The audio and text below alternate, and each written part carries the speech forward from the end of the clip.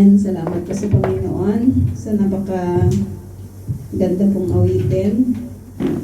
Okay lang po ba kayo dyan? Akal Biseder. Di ba habang nakikinig po tayo sa salita po ng Panginoon, ay parang nagngangat-ngat na rin tayo ng barbecue. Kebes. Ganun ba? Kasi pag uwi natin, yung ating mga damit ay talagang amoy. Kebes. So let us pray. Heavenly Father, we thank you, God, na dinala po ninyo kami ulit dito po sa inyong sanctuary, O God, upang kami po ay makapagpuri, O Diyos, makarinig, Panginoon, ng inyo pong mga salita, O God. Maturuan kami, Panginoon, ng patungkol sa inyong kaharian, sa inyong kingdom, O God. At nagpapasalamat kami sapagkat tunay na kayo po, Panginoon, ang dahilan, Lord, ng amin pong existence. Kaya dalangin po namin na patuloy po ninyo kaming hubugin, O Diyos, na naayon sa inyong nais. Ang inyo pong lingkod, O God, ay kulang po, Panginoon, sa kaalaman at pangunawa, O Diyos. Kahit patuloy na gamitin mo, Panginoon, ang buhay na ito, O Diyos, upang patuloy na may bahagi, O God, ang inyo pong mga salita. Dalangin po namin that as we partake your word, God, linisin nga po ninyo kami at pakabanalin, O Diyos, upang ang inyo pong mga salita ay tunay na mag-penetrate, O God, sa mga buhay ng bawat isa po sa amin. Mangusap ang inyo pong salita, Panginoon, sa bawat puso, O Diyos, sa bawat tainga na makikinig, O God, sa gabi po na ito. At anuman na pagmamatigas, O God, mula sa mga puso, Panginoon, ng bawat isa na narito, dalangin po namin na kayo po, Panginoon, ang siyang wawasak nito, O God, at magdadalisay, O God, sa puso po na ito, upang, Lord, kayo po, ang banal po ninyong Espiritu, ang siyang maghahari, Panginoon, sa bawat buhay, O God, ng bawat kapatid na narito. Itinitiwala po namin sa inyo, O God, ang lahat ng aming mga mapapag-aralan, ang lahat ng aming mga mapapakinggan, ang lahat ng aming mga mababasa. Dalangin po namin na patuloy po kayo, O Diyos, na maitaas, O God, at patuloy, Panginoon, na magturo, O God, maglinis, Panginoon, sa bawat isa po sa amin. Sa inyo po lahat ang papuri at pasasalamat in Jesus' name. Amen. So, erabto po mga kapatid, at patuloy po tayo na mag-aaral dito po sa chapter 18 ng book ng Mateo. So patuloy po nating tinitignan yung mga qualities ng isang mananampalataya, kung sino ba yung candidate na pwedeng pumasok sa kaharian ng langit. Laging ganun ang scripture, as we see the scripture, as we read the scripture. Ito po yung salamin natin. No? Ito yung sinasalamin po natin yung ating buhay sa banal po na kasulatan, sapagkat nais po natin na sa pamamagitan ng pagtuturo mismo ng Panginoon ay maging qualified tayo. Diba? Maging qualified tayo na makapasok doon po sa kanyang kingdom. Walang ibang resources, walang ibang libro, walang ibang platform na pwede po nating lapitan maliban sa salita po ng Panginoon, ang Biblia, kung gusto po nating pumasok, di ba, sa kaharian po ng langit. At lagi ko po itong ini-example kasi tayong lahat po ay mga OFWs. No? Sino po sa atin ang hindi OFW? Lahat tayo ay mga manggagawang Pilipino na nakabase sa lugar po na ito. No? At bago tayo pumunta sa lugar na ito, lagi ko pong ini-example yon, may requirement ang Israel. Marami siyang mga requirement. Yung iba nga sa atin, nagtagal sa medical. Diba? Nakatulad ko, nagtagal po ako sa medical sapagkat yung pinagme-medikalan pala namin ay nagtatanim ng sakit. Wala kang sakit pero tinatamnan, di ba, ng sakit for the sake of income. Di ba? Marami pong ganon yung gumagawa sa bagay. Pero may mga requirements. Sa Taiwan, mga kapatid, matindi yung requirements, no? Sa ibang mga company, no, na talagang ang requirements nila ay dapat ganito yung height mo kasi matataas po yung mga machines nila. Dapat with pleasing personality. Diba? Pag sa semiconductor company ka, dapat malinaw yung mata mo. Diba? Para makita mo yung mga yung mga gawain niyo, Pastora, yung mga circuit. Diba? Yung mga IC na inilalagay sa board, no, na kanila pong mga ginagawa. May mga requirements. Ang mundo may requirements. Kahit papasok ka sa trabaho, may requirements. Kahit nga janitor lang, may requirements. Kahit sweeper lang, di ba, sa city or sa Metro Manila, yung mga ganon, sa syudad, ay meron pong mga requirements. Kaya hindi tayo nagtataka na ang pagpasok sa kingdom, which is the highest destination ng tao, ay matindi rin po yung requirement, di ba, na ibinibigay ng Panginoon. And yet, so many Christians ang hindi nagpapahalaga nito. Di ba? Hindi nagpapahalaga nito. But as we study yung scripture, matindi pala yung requirements ng God. Napakatindi pala ng kanyang basehan, napakatindi ng kanyang ninanais sa kahit na sino man na gustong pumasok sa kanyang kingdom. Walang papasok doon na hindi sumusunod. Di ba, sa sinasabi po ng banal na kasulatan. So last week, napag-aralan po natin na itong mga disciples ay hindi po sila kaiba sa atin. They are also just human. Sa isang company, makikita po natin na may mga sip-sip, di ba? May mga pabida, kasi gusto nila yung mas mataas na position. Gusto nila yung matanyag po sila para sila po yung maging leader. Kasi kung maging line leader ka lang, di ba, sa isang bay, it is a great honor. Di ba na you will handle people, no, sa bay na yon or doon sa working place po na iyon. So itong mga disciple, nakakatuwa that as we learned from last week through the preaching ng ating po, to the sharing of our sister May Grace, nakita natin na itong mga disciples din pala ay nagtatalo-talo, di ba? Sino sa atin yung pinakadakila? Sino sa atin yung pinaka-great?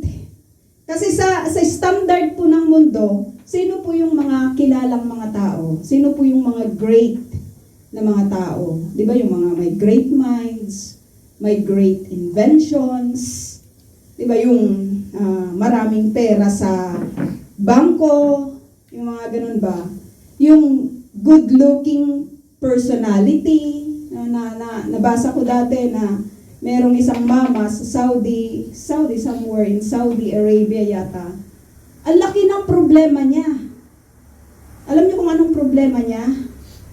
Dahil ang gwapo-gwapo niya. Di ba? Sa tuwing nakikita po siya ng mga babae, pinagkakaguluhan siya. Kasi napakaganda talaga ng kanyang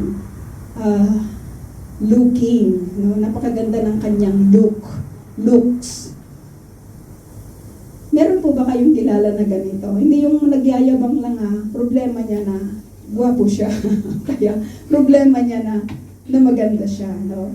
Pero makikita po natin, mga kapatid, na sa basihan po ng Panginoon, pagdating po sa greatness, hindi ayon sa standard ng mundo. Walang ganon. Ang ginawa po ng Panginoong Jesus, nung nakita niya na hindi Hindi naman binanggit po sa kanya, pero dahil po sa siya po ay all-knowing, katulad ng binanggit ng ating sister the last time, sabi niya, alam niyo yung standard ng kingdom? Kaibang-kaiba siya.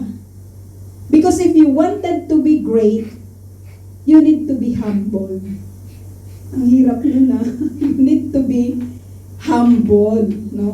Humility pala yung requirements ng God. Kung gusto nating maging great.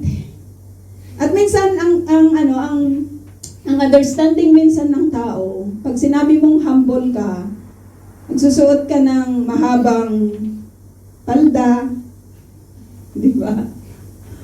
O kaya long hair, di ba yung mga ganon, nakadamit ng white, sapatos ng white. Pero that is not humility. Alam mo, ang example ng Panginoon sa atin last time, if you want to learn humbleness or humility, tignan mo yung bata. Tignan mo yung bata. So just imagine na lang, nag-aaway-aaway itong mga disciples. They wanted, all of them are saying na, hindi, mas dakila ako, mas dakila siya, mas dakila si ganito. Pero sabi ni Jesus, if you want to be great, you need to, sabi dito, tumawag siya ng isang bata at yun po yung example sa kanila. So upon hearing, mga kapatid, na yung standard pala ng Panginoon is humility or humbleness. This is a continuation kung papaano po tayo magiging great influence sa ating kapwa mananampalataya. Papaano po ba natin mapiprevent yung ating sarili upang ang bawat mananampalataya na kasama po natin ay hindi tayo maging dahilan ng pagkakasala nila. Ito po yung topic ni Jesus, dito po sa Matthew 18 verse 6 to 9. 6 to 9. Sabi dito, datapwat sino bang magbigay ng ikatitisod sa isa sa maliliit na ito. Hindi sinabi na, hindi sinabi na yung mga bata. Ang binabanggit po ng Panginoong Hesus dito ay, sabi dito, yung mga maliliit na ito na alin, nagsisisampalataya sa akin. He is pertaining to the disciples, he is pertaining to the believers, kasi during those times, hindi pa po sila marami. Kokonti pa lang po sila. So, ito po yung binabanggit ng Panginoon na sabi niya, kung sino man ang magbigay ng ikatitisod sa isa sa mga believer na ito, sa isa sa mga disciple na ito, sa isa sa mga nagsisisampalataya sa akin, sa isa sa mga naniniwala sa akin, sabi dito, ay may pakikinabangin pa siya kung bitinan, medyo medyo maganda po yung translation niya, ay may pakikinabangin pa siya kung bitinan ang kanyang liig ng isang malaking batong gilingan at siya'y ilubog sa kalaliman ng dagat. Grabe ka naman, Lord. Diba? Antindi naman ng sinasabi nito. It is Jesus Himself who is speaking to those people at that time, Sabi dito sa translation ng Bible ko dito, mas mabuti pa ang isang tao ang siya'y bitinan sa liig ng isang malaking gilingang bato at ihulog sa kalaliman ng dagat. Ang sinasabi po ditong gilingan ng bato, kapatid, ay hindi katulad ng gilingan natin ng puto, di ba na maliit lang. Pag sinabi, kung tayo po ay nakapunta doon po sa Katsrin, sa Katsrin, sino yung nakasama noon? Ay, hindi pa na pwede to. Sino yung kasama noon? Ayun. Nakita natin yung mga gilingan ng bato nila noong araw. Kasi iba po yung pagpuproseso nila sa mga products nila noong araw. Ito yung sinasabing gilingan ng bato na si Ate Bel yata yun, yung parang nag-act as a donkey, di ba? Hinila, napakabigat po ng bato po na iyon. So, mula dito sa ating napapakinggan, mga kapatid, ano po yung ibig pakahulugan nito? Ano ba yung mensahe ng Lord sa bawat isa po sa atin upon hearing this word? Una sa lahat, grabe pala ang pag-ibig ng Diyos sa mga believer. Grabe pala ang pag-iingat ng Lord sa mga mananampalataya at sa mga believer. It is a joy to know that. It is really a joy to know that.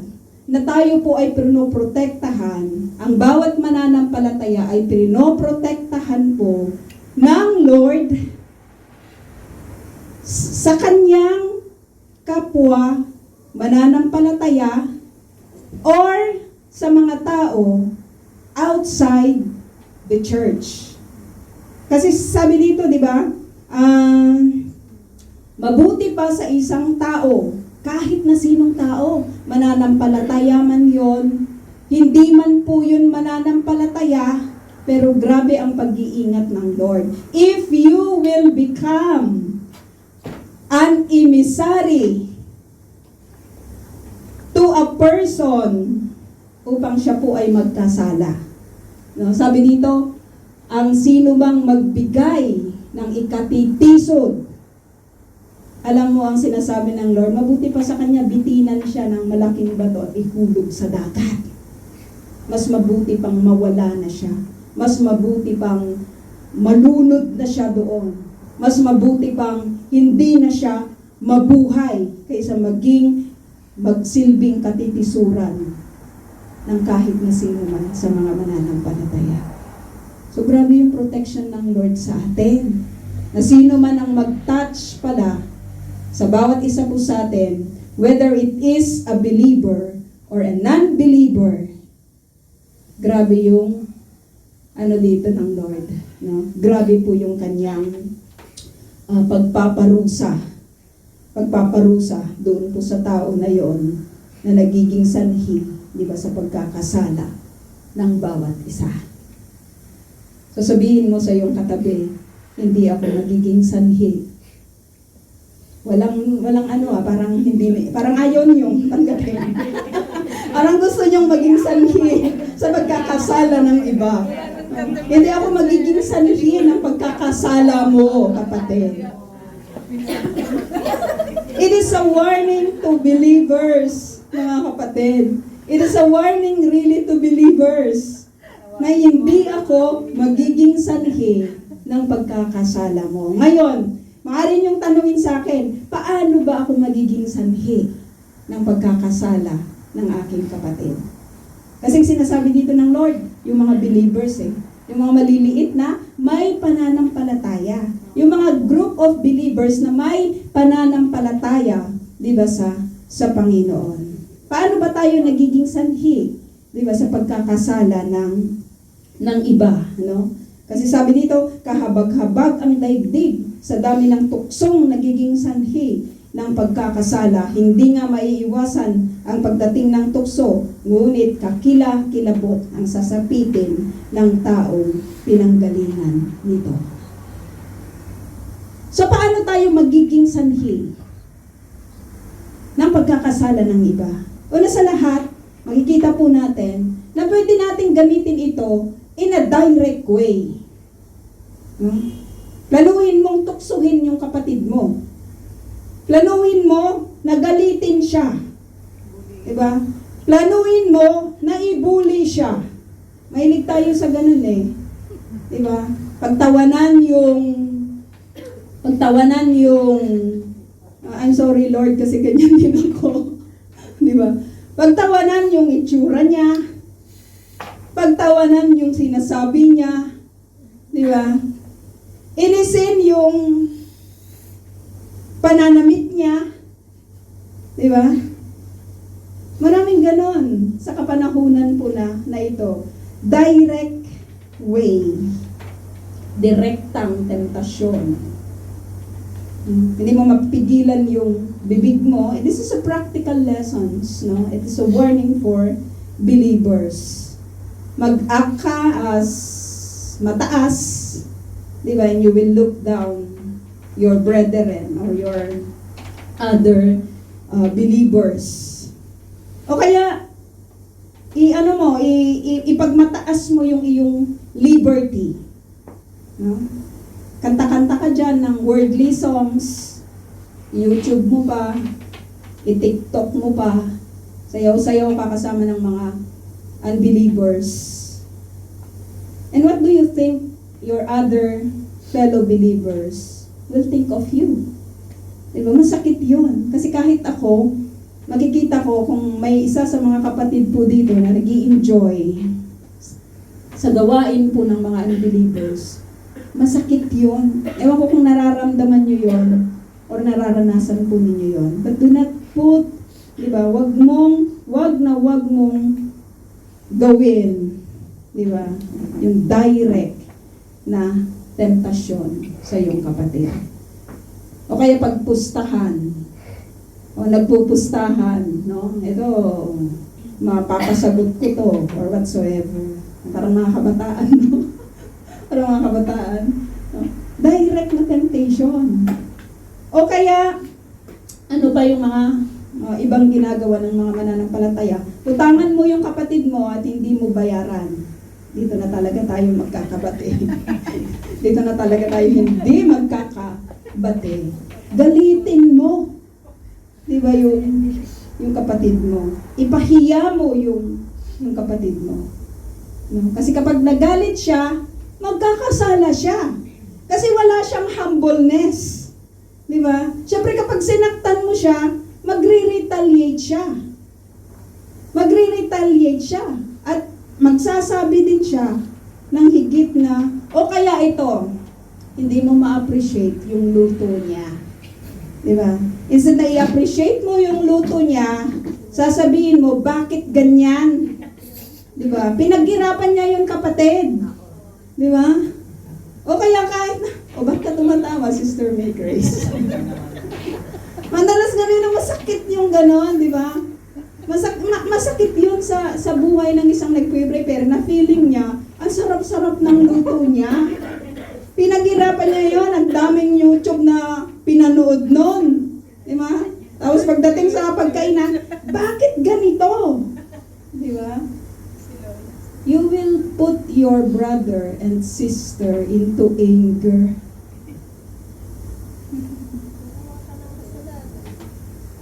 Do not cause others. Huwag mong ilagay yung sarili mo. Kasi kung ilagay mo yung sarili mo na maging sanhi sa pagkakasala ng iyong kapatid, ang sabi ni Jesus mismo, mas mabuti pang lagyan ka ng bitin sa liig at itapon ka sa dagat. Lunurin ka na lang doon. So, ganun yung pagtingin ng Panginoon. I'm sorry to say, si Lord po yung nagsasabi po nito. Kasi mahalaga sa Panginoon ang bawat buhay ng bawat mananampalataya. Are you happy with that? Diba? Are you really happy hearing that? Naggrabe po yung pag-iingat ng Lord, diba, sa bawat isa po sa atin. Do not cause anyone to sin. Lahat tayo pumalpak sa bagay na ito. Kaya nga patuloy na inuulit po sa atin ng Panginoon na ito po yung standard, diba, ng kanya pong kaharian. Sabi niya, hindi maiiwasan na may mga sanhi ng pagkakasala, hindi maiiwasan na darating yung mga tukso. Huwag mo nang sa sinasabi po dito ng Lord, kung alam mong tukso, huwag mo nang ipilit. Minsan sa plat, natutukso tayo sa mga wine. Diba? Minsan nagkakahilo-hilo na tayo. Diba? Kasi, alam mo yan, sad to say, but it is a reality. It is really a reality. Magaling yung isang kapatid maghalo-halo. Diba? Tapos pag nahalo-halo na, tikman mo. Diba? Maganda kung tayo-tayo lang. Pero wag nating gagawin kapag may mga hindi mananampalataya na kasama natin, ano na lang ang ibig, ano na lang ang magiging pagtingin nila, di ba? Sa bawat isa po sa atin. Lalo na yung mga nagsisimula pa lang, di ba, ng mga mananampalataya. O kaya, invite mo yung kapatid mo, di ba? Araw ng pagsamba, dun muna tayo sa birthdayhan. O kaya magpakulot muna tayo. Magpa-straight, magpakulay, di ba? Kasi yun naman talaga ang labas din ng mga nagkukulay kasi day off din nila. O kaya mag-apply muna tayo sa USA, malapit lang, di ba? O kaya sa Germany and whatsoever. Ginawa mo pang dahilan, di ba? Ang mga bagay na ito upang ang iyong kapatid ay magkasala, no? Naging sanhi ka sa pagkakasala ng iba, no? Sabi ito sa verse 8, maari ding na yung temptation ay indirect. Hindi direktang sa yung kapatid, pero ni-prinubok mo siya para po siya ay magkasala. Kunyari, chinismis mo siya. Di ba? Chinismis mo yung kapatid mo, chinismis natin yung ibang tao, tapos nalaman ng kapatid na yon, siyempre, may pakpak ang balita, di ba? May tainga ang lupa, may pakpak yung balita, nakarating ngayon sa kanya, yon, iba na namang usapan, di ba? You hurt, di ba, yung iyo pong kapatid. Kaya nga ang Bible lagi niyang sinasabi, kung may issue ka sa kapatid, go directly, di ba, sa kapatid na yon. Pero minsan mahirap po kasing gawin yon. Kaya mas napapanatag po yung iba po sa atin na pag-usapan na lang. Di ba? Pag-usapan na lang. Not knowingly na hindi pala yun yung kalooban, di ba, ng ating pong Panginoon. O kaya, isa kang leader ng isang company. Sino po sa atin? Ng isang leader ng isang company. And you will put your employee, di ba, na magkasala.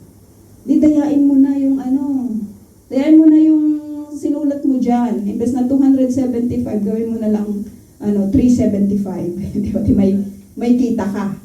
Maraming mga ganun sa kapanahunan po natin ngayon. Pero sinasabi po sa atin ng Lord, huwag tayong maging dahilan o maging sanhi, di ba, sa pagkakasala ng kahit sino man sa atin. So, ibig sabihin nun, we are going to love each other, na katulad ng lagi pong sinasabi sa atin ng Panginoon, magbantayan sa bawat isa, magtulungan, di ba, sa bawat isa. O kaya huwag po nating papagurin, di ba, yung isang kapatid, at tayo po ay hindi natulong, di ba, sa kapatid po na yun. Dito po sa sa verse 8, sabi nito, kung ang iyong kamay o paa ang nagiging sanhi ng iyong pagkakasala, kamay o paa. Sabi dito, putulin mo iyon at itapon. No? Grabe, ang dami sigurong walang kamay at walang paa. Di ba? Kapag literal na pinutol mo yung iyong kamay at iyong paa. Pero ang sinasabi po dito, mga kapatid, yung sinasabi ko po kanina, kung ang kamay mo yung nagiging dahilan ng iyong pagkakasala, o kaya yung paa mo, yaya ka ng yaya sa isang kapatid, hindi naman yun nagbibigay sa kanya, di ba, ng pagkaunawa or commitment, di ba, sa Panginoon. O kaya gawa ka ng gawa, hindi naman yun nakakapagbigay, di ba, ng glory sa Panginoon. Sinasabi po ni Jesus po dito, ay kailangan He will end, tanggalin, putulin, kung ano man yung nagiging sanhi ng iyong pagkakasala. No? Mas mabuti pa ang magkaroon ng buhay na walang hanggan, na putol ang isang kamay o isang paa. Wala masyadong theological dito, di ba? It is a practical lessons. It is a warning to believers. It is a warning to the disciples na nag-aaway-away kung sino po yung pinaka-dakila, di ba, sa kanila. If you want to be great, you need to be humble, sabi ng Lord. And if you want to be humble, do not make any effort na maging dahilan, di ba, sa pagkakasala ng kahit na sino man sa mga kapatid na minamahal, di ba, ng Panginoon. Yung isang paa, yung mabuti pa, sabi dito, di ba, kaysa kumpletong yung dalawang kamay o dalawang paa na itatapon sa apoy na hindi namamatay. Dito kay Mark, maganda po yung kanyang input dito. Sa Mark chapter 9, verse 42 to 48. Basahin natin.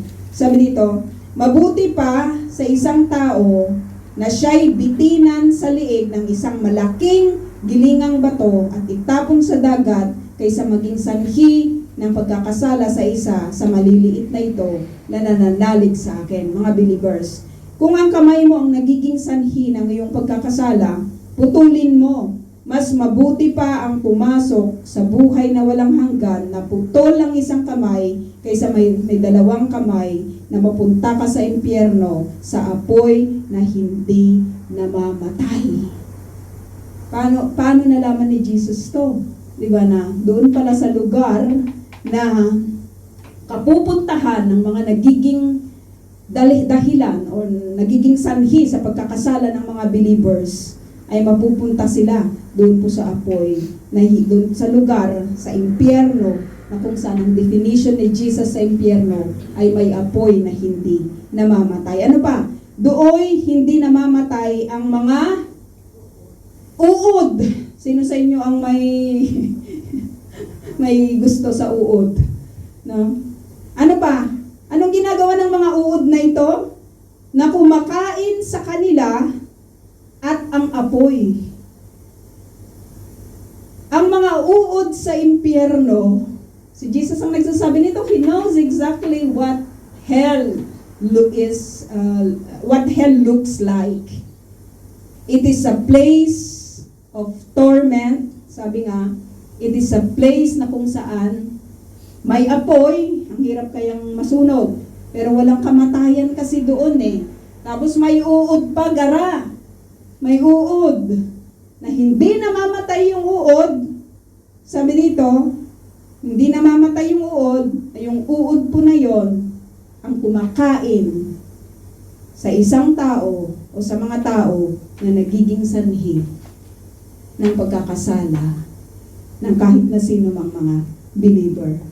So the next time pala na we will say something to our brethren, matakot tayo sa Panginoon kasi baka ang bagay po na ito, di ba, ay magiging dahilan ng kanyang pagkakasala.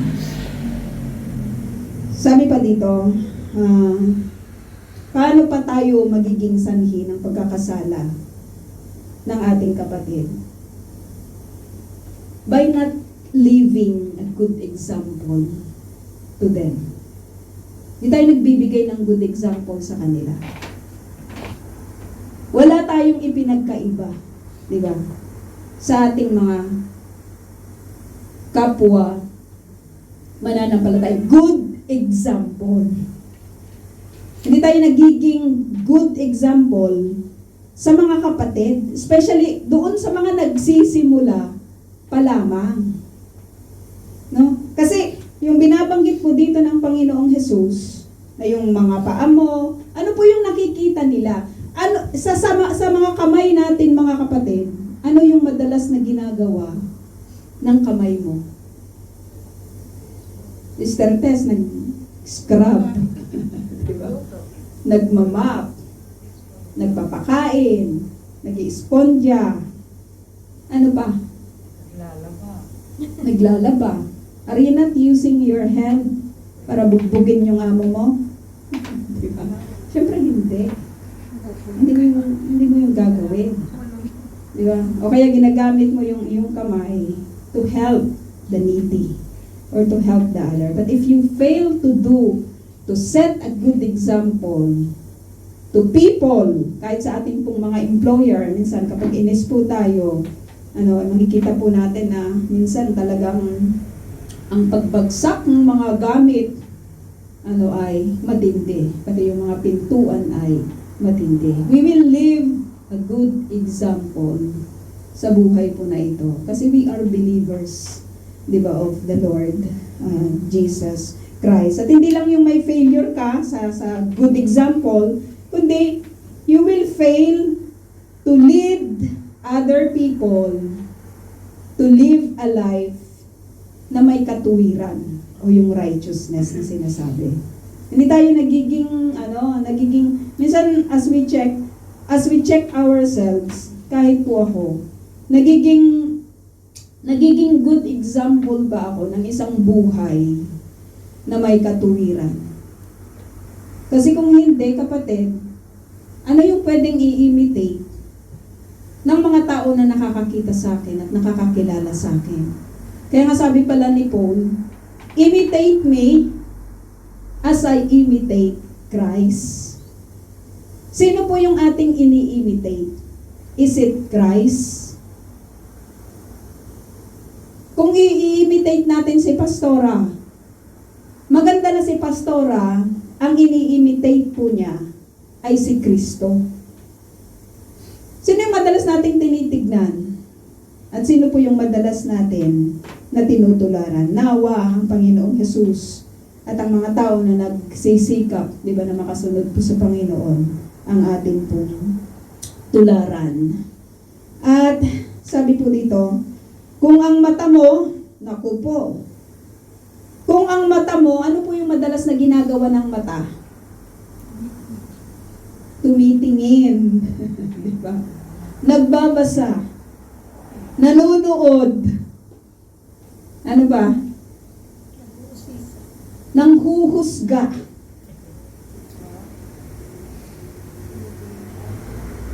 Ano ba yung ano ba? Sino po sa atin ang may 20/20 vision pa sa kapanahunan na ito? Sana all. Kung ang mata mo, sabi niya, ang nagiging sanhi ng iyong pagkakasala is speaking to the believers, dukutin mo ito at itapon. Mas mabuti pa ang magkaroon ng buhay na walang hanggan, na bulag ang isang mata, kaysa may dalawang mata kang itapon sa apoy ng impyerno. So ano yung mga sinabi dito? Yung kamay, yung paa, yung mata. Ito yung madalas na ginagamit natin, mga kapatid. Dito, ang hirap kayang gumawa ng walang kamay. Ang hirap din pumunta kapag wala kang paa. Di ba? Pwede may wheelchair ka, pero kailangan mo pa rin ng may paa na magtutulak sa'yo. Di ba? O kaya, paano ka naman makakakita kung wala kang mata? Ito po yung mga pinaka-importanting bahagi sa katawan po ng tao na binabanggit po ng Panginoong Jesus na ingatan ninyo. Ingatan ninyo ang inyong ginagawa. Ingatan ninyo ang inyong pinupuntahan. Ingatan ninyo ang inyong nakikita.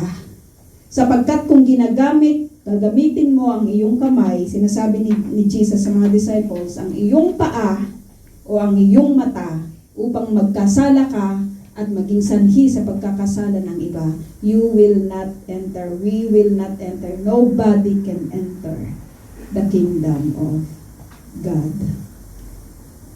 Marami pa pong mga lessons ang makikita po natin, mga kapatid, as we study dito po sa chapter 18. Pero ang pinakabuod po ng mensahe ng Panginoon sa atin sa gabi po na ito ay huwag mong gamitin ang buhay mo upang ang gawain ng kaaway, upang ang gawain ni Satan ay mas higit na makita kaysa gawain ng Panginoon.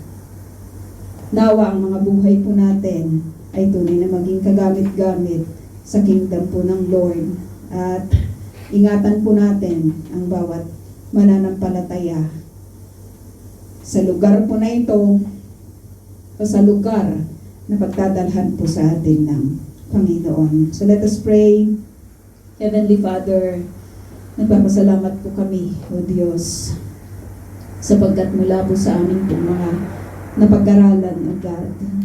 Minsan pa, ibinakita po ninyo sa amin ang inyo pong pag-ibig, O God, ang inyo pong pasensya, Panginoon, sa amin, ang inyo pong pagpapatawad, O God, ang inyo pong pagbibigay sa amin ng modelo, O God, sa inyo pong kingdom, O God, sa iglesia po na ito, O Diyos, na makita namin ang bawat kapatid, O Diyos, ay mahalaga, Panginoon. Ang bawat kapatid ay dapat po namin mahalin, O Diyos. Ang bawat kapatid ay dapat po namin i-lead, O God, into a life na maging kaluguran, Panginoon, ninyo.